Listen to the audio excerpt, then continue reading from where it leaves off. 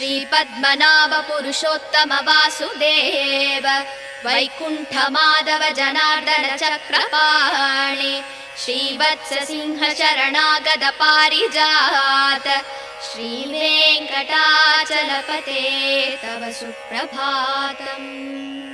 कन्दर्पदर्पहर सुन्दर दिव्यमूर्ते कान्ताकुचाम्बुरुह गुड्मललोल दृष्टे कल्याण निर्मल गुणाकर दिव्य कीर्ते श्रीवेङ्कटाचलपते तव सुप्रभातम्।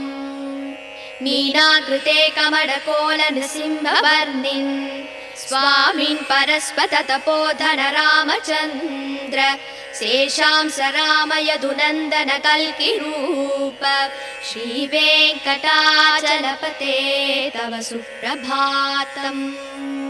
केलालवङ्ग